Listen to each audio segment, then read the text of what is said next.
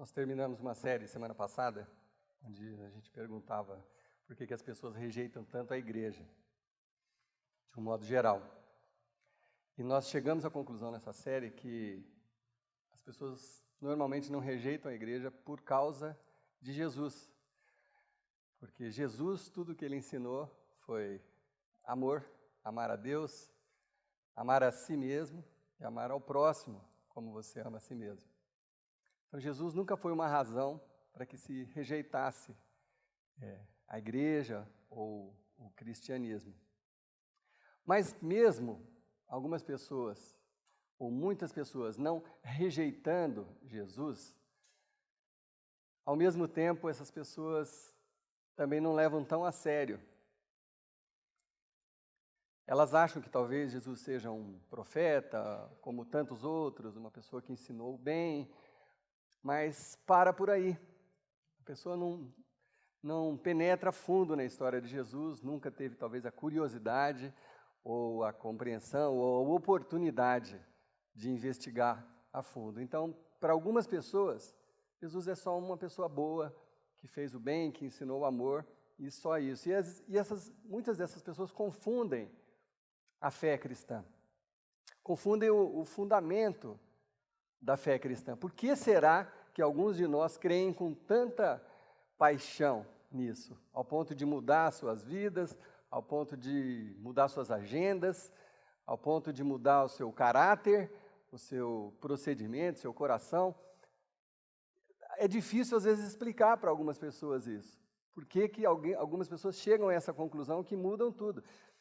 Então, o fundamento da nossa fé, o fundamento do que nós cremos, para você que ainda está duvidando um pouco e não entendendo muito bem, o fundamento do que cremos não é baseado no comportamento dos cristãos. Não é esse o fundamento da nossa fé.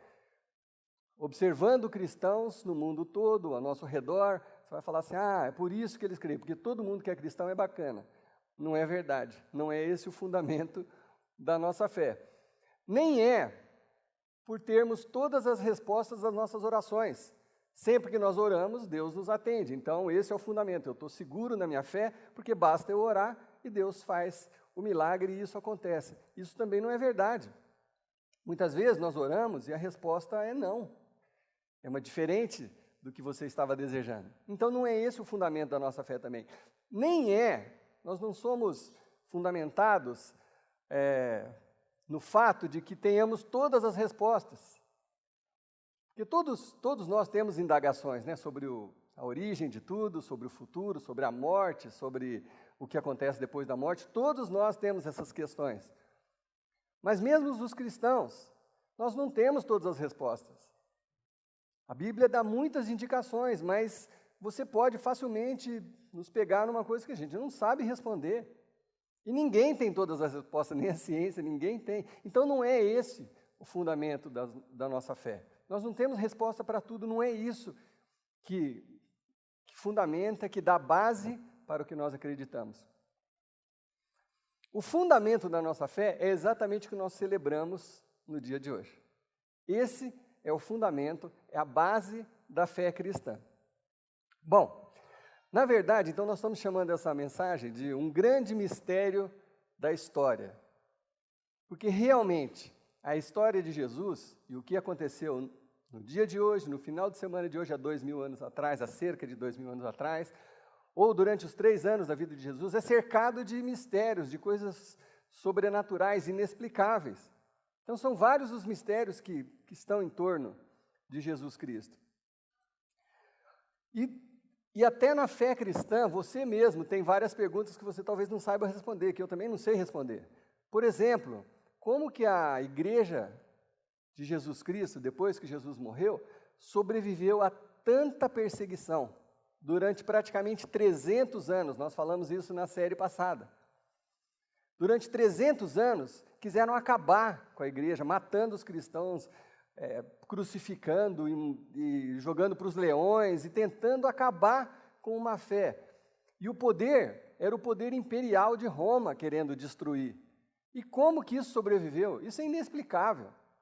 Isso é um mistério. Como que passou esses 300 anos e nós estamos aqui hoje ainda celebrando a vida de Jesus Cristo, como que isso é um mistério muito grande para a história, pelo poder que tinha o Império Romano e aquelas pessoas, a maioria pescadores, gente simples, como é que essa mensagem ultrapassou aqueles 300 anos. E até hoje a igreja é perseguida.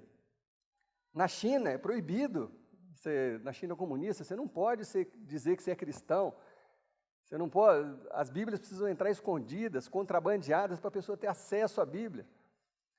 E por que essas pessoas buscam tudo sendo proibido, não tendo referência nenhuma em volta delas? Por que isso é tão importante para elas? São coisas que a gente não consegue entender.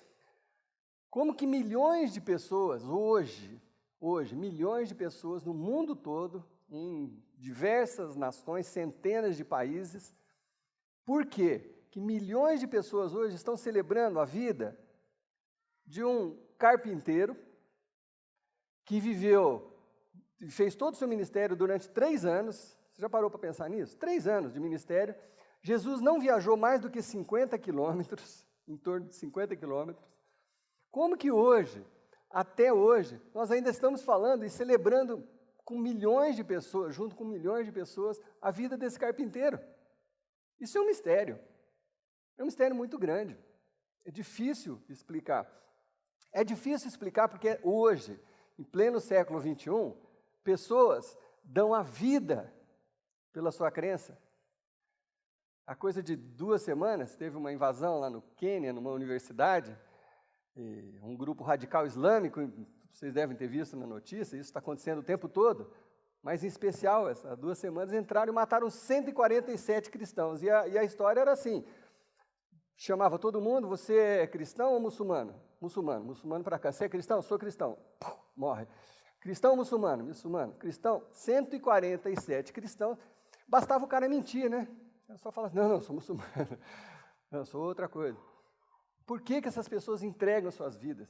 E a gente tem, às vezes, presenciado cenas absurdas de decapitação de cristãos, e as pessoas em fila, morrendo pela sua fé. Isso é inexplicável, isso é um mistério, Por que isso acontece até hoje? Bom, mas seguindo um pouquinho na história, lá do tempo de Jesus, se a gente voltar lá no tempo de Jesus, uma pessoa muito famosa na época de Jesus se chamava César Augusto.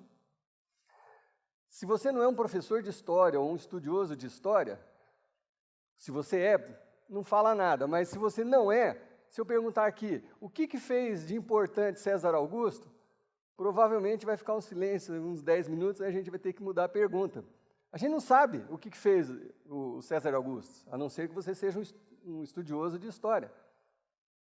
César Augusto fez reformas importantíssimas na sua época, mas nós conhecemos César Augusto hoje como rodapé da vida de Jesus Cristo, desse carpinteiro, que está lá, na época de César Augusto, não sei o que, é uma notinha de rodapé na história desse carpinteiro que viveu 3 anos, que viajou 50 quilômetros no máximo. Não é carregado de miséria. Nero, por exemplo, Nero. Talvez você saiba um pouquinho mais de Nero. Você sabe que Nero adorava matar cristãos, né? Então tinha as arenas com os leões, ele jogava os cristãos para morrer, e há uma teoria de que foi ele mesmo que provocou o incêndio em Roma e tentou culpar os cristãos, etc. São as 2 únicas coisas que uma pessoa normal sabe sobre Nero. Mas das 2 coisas, as 2 envolvem os cristãos. Quer dizer, os grandes imperadores da época, Júlio César, César Augusto, Nero, grandes imperadores famosos e ricos e poderosos, viraram notinha de rodapé na história desse carpinteiro. É muita coisa misteriosa que a gente não consegue explicar. Bom, o que a gente consegue explicar é o seguinte: na história, de um modo geral, vez ou outra surgem alguns personagens assim revolucionários. Pessoas que não estão contentes com o sistema, com o status quo, e resolvem, ou decidem, ou têm toda a paixão para lutar contra aquele sistema. Então, essas pessoas lutam, às vezes formam grupos, e e às vezes conquistam algumas coisas. Isso é parte da história, a parte da história fácil de entender, que acontece com um monte de gente. Aí chega uma hora, essa pessoa morre, e às vezes as ideias dela continuam, outras vezes são esquecidas. Então nós conhecemos algumas histórias, por exemplo, do profeta Mohammed. O profeta Mohammed viveu ali 600 e poucos anos depois de Cristo, vivia num vilarejo idólatra, centenas de deuses e etc., politeísta, e esse profeta um dia entrou numa caverna e diz a história, ou a lenda, que ele encontrou um anjo que ditou para ele boa parte do que seria depois o Alcorão, o livro dos muçulmanos. E aí o anjo ditou, ele anotou ou guardou na mente, e depois começou a compartilhar isso com a família, depois com os amigos, e aí muita gente foi ficando em volta dele, e aí ele conseguiu, inclusive, mudar na sua aldeia de politeísta para monoteísta, um Deus só. Só que chegou uma hora, o profeta Mohammed morreu, e quando o profeta Mohammed morreu, em seguida já dividiu em duas partes o que é hoje o islamismo. No primeiro momento já dividiu em duas partes. Uns queriam que a família dele continuasse a levar o islamismo à frente, outros queriam um grupo político, então já dividiu. E aí hoje existe tantas divisões. Mas o profeta morreu e algumas de suas ideias continuaram, seguiram até aí. Isso é explicável. A gente consegue entender.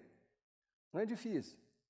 Vai se espalhando, a pessoa concorda com algumas daquelas coisas, não é difícil de explicar. Bom, na nossa história brasileira também, daqui uns dias nós comemoramos, ou relembramos a vida de Tiradentes, a morte de Tiradentes, né? Agora em abril, dia 21.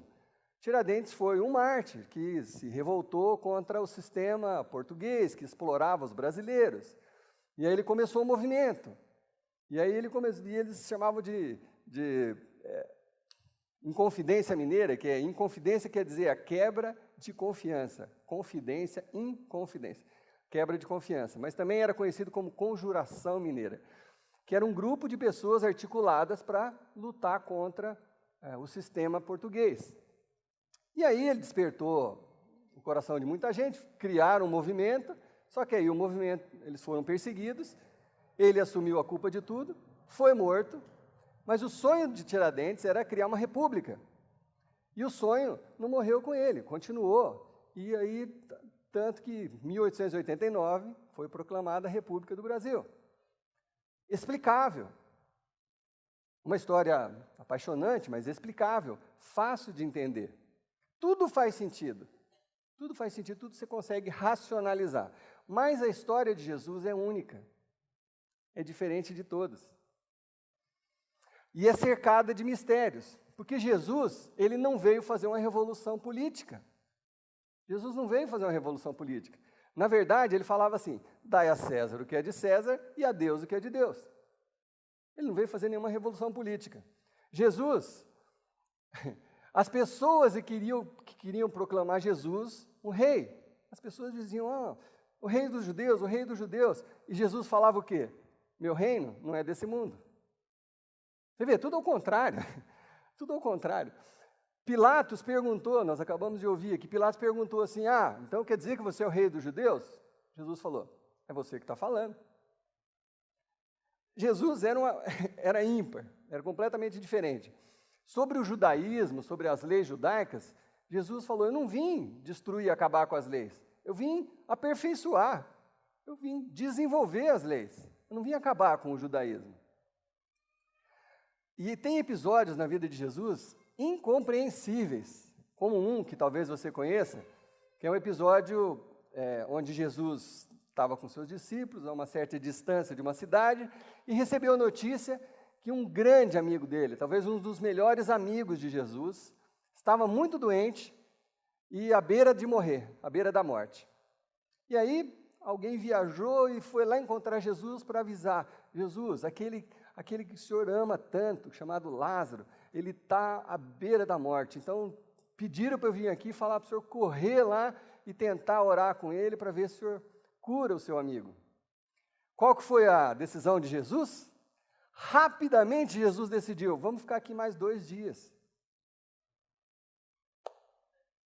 Era tudo ao contrário do esperado. Mas como assim? Não era a pessoa que você amava, seu grande amigo? E Jesus falou, não, calma, vamos ficar aqui mais 2 dias. Depois de 2 dias, agora nós vamos até Betânia, vamos caminhar. E era mais uma longa jornada até lá. E chegou lá, o amigo já tinha morrido, já estava enterrado há 4 dias, e vocês conhecem a história, a maioria de vocês. Jesus falou, isso aqui está acontecendo para que Deus seja glorificado. E orou, e Lázaro ressuscitou. Mas aí Jesus diz o seguinte, eu sou a ressurreição e a vida. Aquele que crê em mim, ainda que morra, viverá. Nenhum outro profeta, nenhum outro mártir, ninguém bateu no peito e falou assim, eu sou. Eles sempre apontavam para alguma coisa, para alguém, para algo, ou até para Deus. Jesus foi o único. Não me levem a mal, o único maluco, louco, que falou assim, não, eu sou a ressurreição e a vida. Jesus apontava para ele mesmo. Isso é completamente novo, completamente inédito. Não existe na história algum outro profeta que fez isso, a não ser uns realmente malucos, que nem uns que tem por aí, Henri Cristo, sei lá o que. Enfim. Outra coisa, um dia, na história de Jesus, ele estava com os seus discípulos, e um dos seus discípulos, que convivia com ele, Filipe, chegou para ele e falou assim, Jesus, tá bom, já entendemos várias coisas, mas tá, mostra-nos o Pai, então, como é que é Deus? Explica para a gente como é que é Deus. Jesus falou, Filipe, você está andando comigo há tanto tempo, quem me vê, vê o Pai. Olha a ousadia. Quem me vê, quem olha para mim, está vendo Deus. Jesus falava de si mesmo. Ele não anunciava outra coisa, era Ele era o caminho, o próprio Jesus. Então, nenhum seguidor de Jesus à época achou que Jesus ia cumprir a missão dele e deixar um livro cheio de observações para que a gente seguisse aquelas instruções. Ninguém pensava isso de Jesus. Porque Jesus não escreveu uma linha. Ele era e apontava para si mesmo. Mas, talvez isso te choque um pouco. Quando Jesus morreu, toda a esperança morreu junto com ele. Sabiam disso? Quando Jesus morreu, tudo acabou. Porque tudo era baseado nele. Tudo era baseado nele. E se ele não está mais ali, acabou. Se Jesus morreu, acabou o movimento, é o fim. Se Jesus morreu, ninguém mais acreditava na sua mensagem. Ninguém mais. Sou filho de Deus, não sei o que, morreu. Acabou. Ninguém mais acreditava na sua mensagem. Ninguém mais ia fazer o que ele pediu. Porque tudo ele indicava para ele. Eu sou o caminho, eu sou a luz. Então ninguém ia fazer o que ele pediu. Acabou ali. Quando Jesus morreu, o movimento morreu com ele. Quando Jesus morreu, o movimento morreu junto com ele, porque ele era o centro do movimento. Ele era o centro. Talvez você nunca tenha prestado atenção nisso. Mas foi assim. Os principais seguidores deles, aqueles mais apaixonados, aqueles apaixonados mesmo por Jesus, o que eles fizeram quando Jesus morreu? Fugiram, se esconderam. Fugiram, mas sumiram, desapareceram. Os principais, aqueles que você trata como santos, como heróis da fé, aqueles que escreveram coisas depois, aqueles mesmo, se acovardaram, que nem umas galinhas, saíram correndo mesmo, uns covardes. Não me leve a mal, mas foi isso que aconteceu. Foi isso que, o principal, o mais valentão deles, que era o Pedro, diante de uma garotinha de 13, 14 anos, perto de uma fogueira, ela falou assim, ei, você não andava com ele? Ele quem? O quê? Genésio? Não, nem conheço. Pedro. O Pedro. Fez isso. Quer dizer, quando Jesus morreu, acabou. Quando Jesus foi preso, eles perderam a fé. Quando Jesus foi preso, os seus discípulos, os mais próximos, os seus seguidores, perderam a fé. Quando Jesus morreu, acabou tudo. O movimento acabou com ele. Não tinha mais nada. Mas como que nós estamos falando de Jesus até hoje, se isso que eu estou falando é verdade? E é verdade mesmo. Qual que é o grande mistério dessa história? A Páscoa, que nós celebramos hoje, resolve esse mistério. É por isso que a gente se junta hoje, porque a Páscoa resolve esse mistério. Então eu quero ler um texto para vocês, que está lá em João, capítulo 20, que descreve a mudança. Por que isso mudou? Por que o movimento que tinha acabado de acabar, que tinha morrido, que os seguidores já estavam trancados em casas ou viajando para outros lugares, se escondendo, porque eles achavam que eles iam ser os próximos. Se mataram o líder, agora eles vão vir atrás de nós. Perna para que te quero. Fugiram, se esconderam.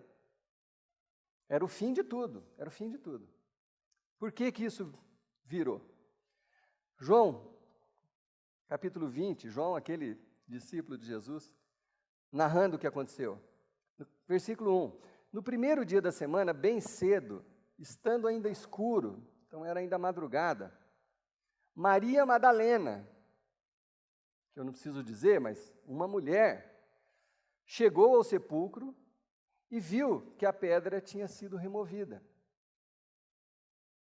Então ela correu ao encontro de Simão Pedro e do outro discípulo, aquele a quem Jesus amava, e disse: tiraram o Senhor do sepulcro e não sabemos onde o colocaram. Bom, o fato de ter sido uma mulher que presenciou essa cena, e ela mesma não sabia o que tinha acontecido ali, demonstra que nenhum dos seus seguidores estava ali perto. E Jesus tinha falado que ia ressuscitar, mas não tinha nenhum seguidor ali, nem Pedro, sabe, disfarçado de arbusto, né? Ficar ali escondidinho, por trás da moita, em cima da árvore, de longe, né?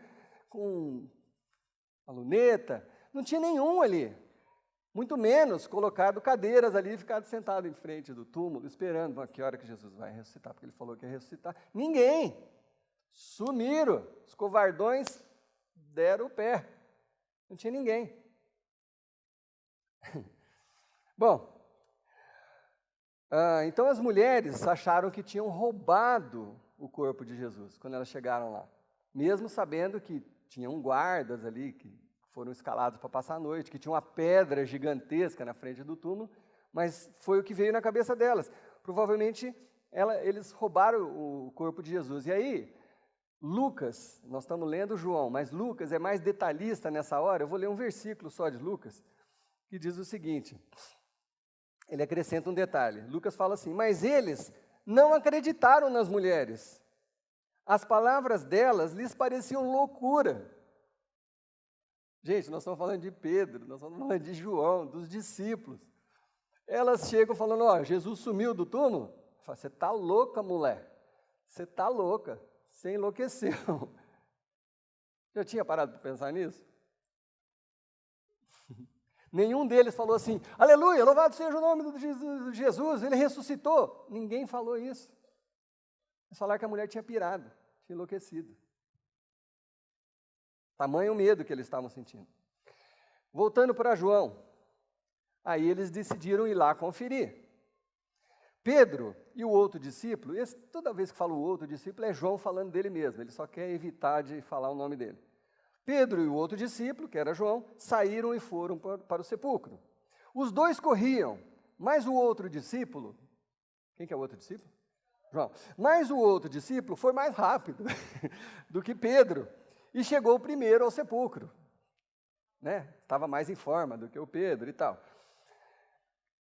Ele, esse discípulo misterioso, se curvou e olhou para dentro, viu as faixas de linho ali, mas não entrou. Por que não entrou?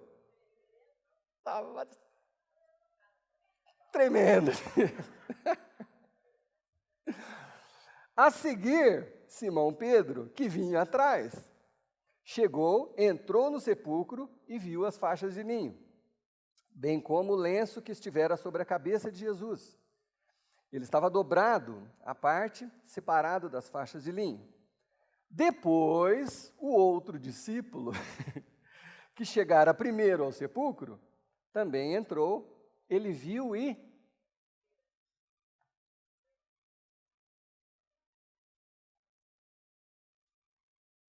João, que andou com Jesus, que viu ele curar cegos, que viu ele ressuscitar mortos, que viu ele expulsar demônios, que viu o céu se abrindo e se fechando, que viu Jesus andando sobre a água. Que hora que João creu que Jesus era o Filho de Deus? Quando ele viu o túmulo vazio, só aí. Nessa hora, ele creu. Quando ele viu o túmulo vazio. Então, os seguidores de Jesus, eles não se engajaram no movimento por causa de alguma coisa que Jesus ensinou. Não foi por isso que eles abraçaram o movimento, o caminho. Não foi por isso. Os seguidores de Jesus, eles se reengajaram pelo que eles viram, que foi Jesus ressuscitado. Esse é o fator que mudou tudo e que responde a todos os mistérios. E aí aqueles covardões, que estavam lá tudo escondidinho, de repente, ficaram os caras mais valentes do mundo. Porque eles encontraram Jesus, eles tiveram o prazer de encontrar Jesus, puseram o dedo na ferida, comeram com Jesus, Jesus andou com eles, Jesus apareceu para 500 pessoas, diz a Bíblia, cerca de 500 pessoas viram Jesus ressuscitado. Essa hora, eles se encheram de coragem, porque falou, bom, agora não tem como. Quem que fala, eu vou morrer, eu vou fazer isso, vai acontecer isso, eles vão me matar, eu preciso morrer para que os pecados sejam pagos, mas no terceiro dia, vocês vão me ver de novo. Que profeta, que historiador, que Marte fez isso na história da humanidade? Jesus foi o único. Então, depois que aqueles que viram Jesus ali crucificado, sangrando até morrer, e ainda o soldado foi lá conferir, ainda enfiou uma lança, já não tinha nem mais sangue, saiu água. Eles viram Jesus sair daquela cruz e ser sepultado. Depois vê Jesus andando junto com eles, conversando com eles, comendo com eles. Tiveram que... Esse só pode ser o Filho de Deus. Só pode ser o Filho de Deus. Não tem opção. Ninguém mais fez isso na história da humanidade. Ninguém mais fez isso na história da humanidade. Portanto, tudo mais que Jesus tinha dito era verdade.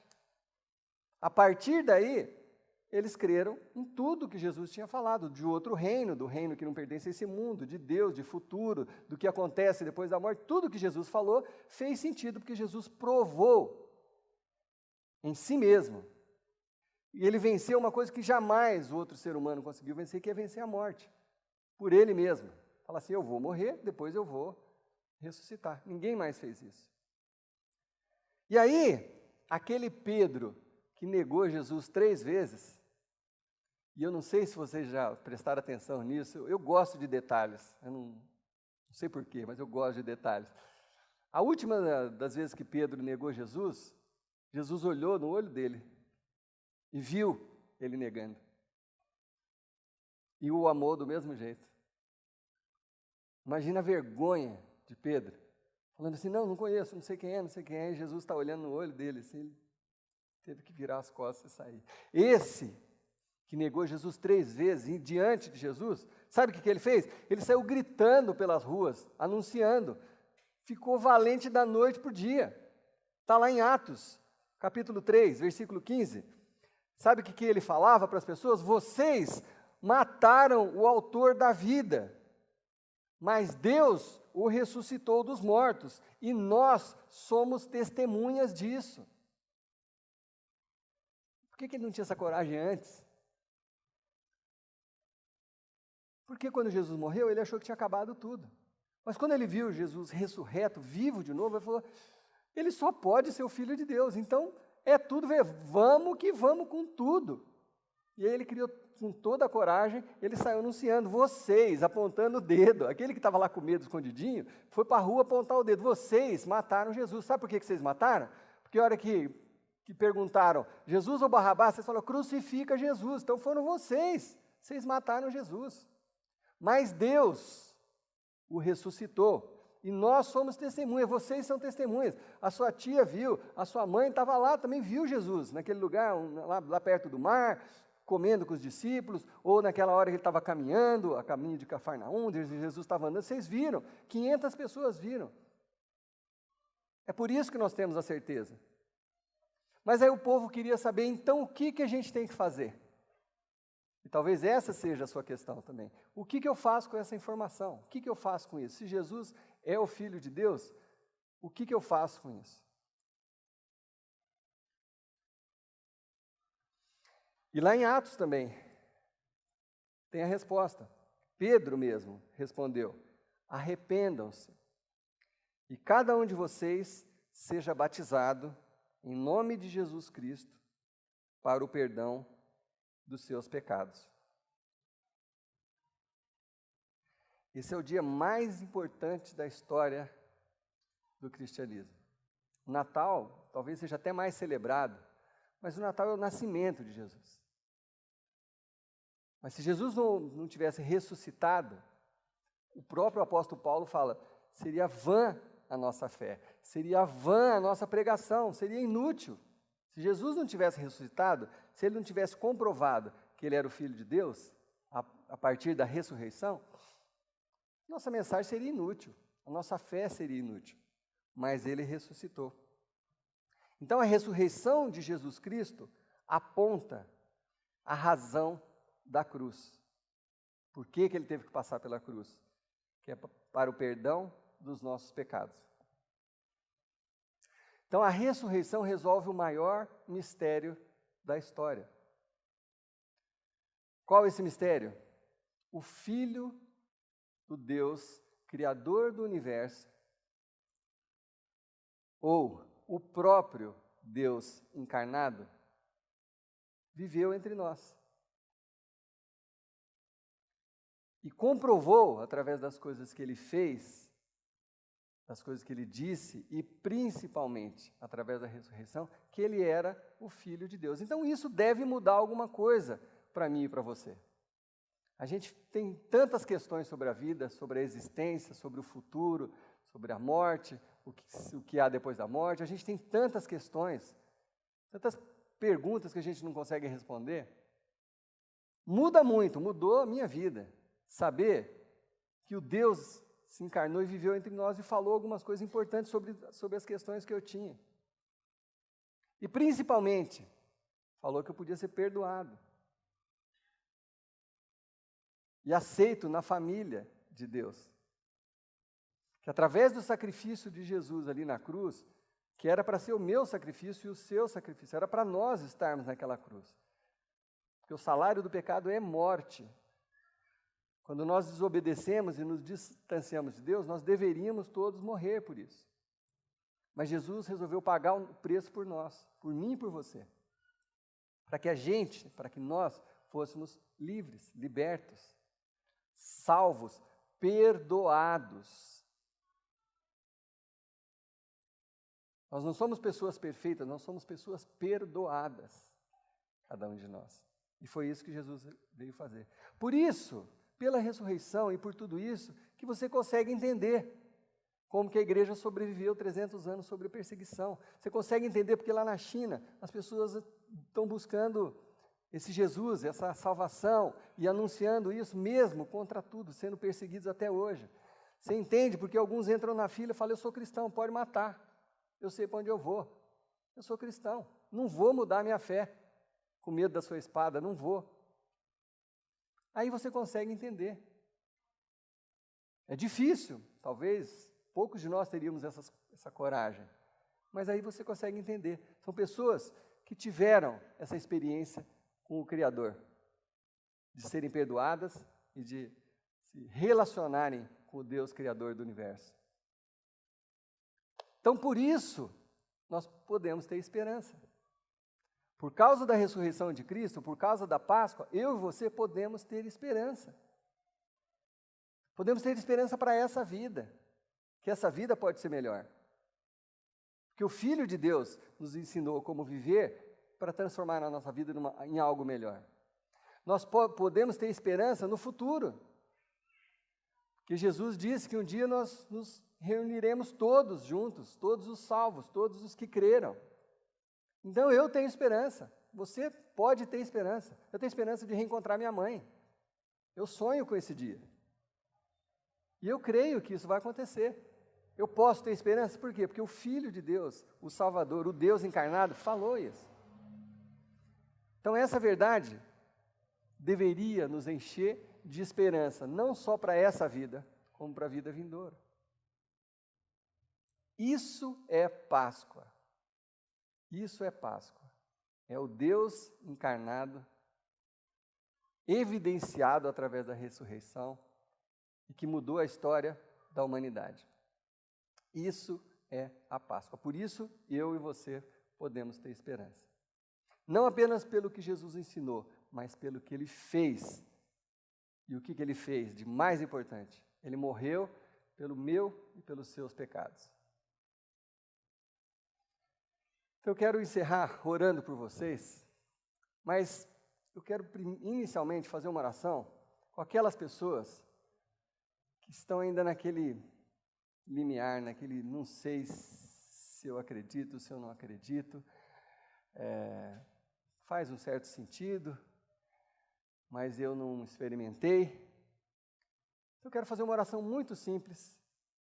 Vou pedir para o Júlio diminuir um pouquinho a luz, porque ninguém precisa olhar para ninguém, não vou nem pedir para ficar de pé. Mas quem quiser, de coração, fazer essa oração de rendição a esse Deus, através de Jesus Cristo, porque essa é a mensagem de Jesus Cristo. Hoje é o melhor dia, é o dia que comprova tudo isso. Então ore comigo assim, no seu pensamento ou com a sua voz. Senhor Deus, eu creio que Jesus Cristo é o seu Filho. Eu creio que Ele veio a esse mundo para me perdoar, me livrar dos meus pecados. E que foi através da sua morte na cruz que isso se tornou possível. Eu creio que Jesus ressuscitou da morte. E nesse momento, eu coloco a minha fé na morte, na cruz, como pagamento pelos meus pecados. Entra no meu coração, Jesus. Me recebe na sua família, Deus. Meu desejo é viver o resto da vida para te agradecer. Senhor Deus, para aqueles que fizeram essa oração, que o teu Espírito Santo, aquela forma sobrenatural, toque esses corações, alcance essas vidas. Mostre a eles, Senhor Deus, o teu amor. Faça-os sentir, Senhor Deus, a tua presença, Pai. E que a partir de hoje, essas vidas sejam transformadas para a glória do teu nome, Senhor. E para todos os demais, Senhor Deus, que já te conhecem, que, quem sabe, precisam dar um passo a mais no conhecimento do Senhor Jesus Cristo, que esse também seja o dia, Pai. O dia do perdão, o dia do amor, o dia do entendimento, o dia da mudança. Transforma os nossos corações, Senhor Deus. Traz paz, traz alegria, nos dá sabedoria para viver. Em nome do teu Filho Jesus. Amém.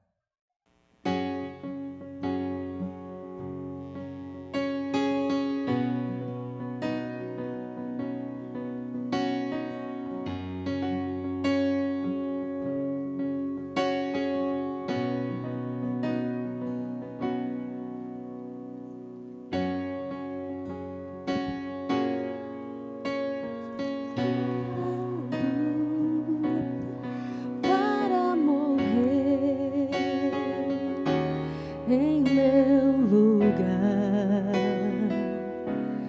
na cruz morreu por meus pecados, mas ressurgiu junto com o Pai está, porque Ele vive, posso crer no amanhã, porque Ele vive, temor não há, mas eu pensei, eu sei que a minha vida está nas mãos do meu Jesus, vivo está. Deus enviou seu Filho amado para morrer em meu lugar. Na cruz morreu por meus pecados, mas ressurgiu junto com o Pai está, porque Ele vive, posso crer no amanhã, porque Ele vive, temor não há, mas eu pensei, eu sei que a minha vida está nas mãos do meu Jesus, vivo está. E quando enfim chegar a hora em que a morte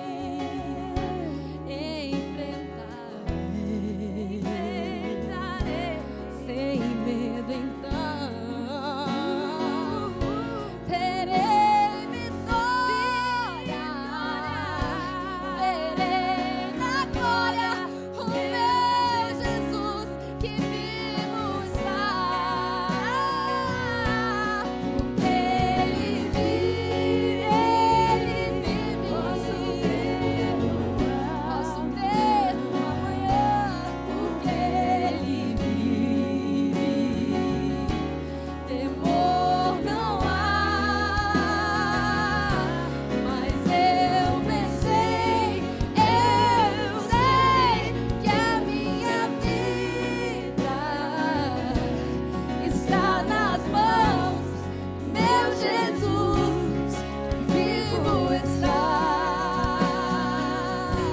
porque Ele vive, posso crer no amanhã, porque Ele vive, temor não há, mas eu pensei, eu sei que a minha vida está nas mãos do meu Jesus, vivo está nas mãos do meu Jesus, vivo está nas mãos do meu Jesus, vivo está, vivo está,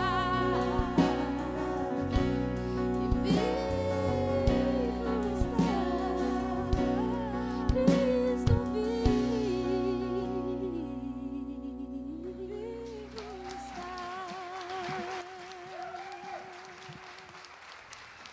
Aleluia! Uma ótima semana a todos, em nome de Jesus.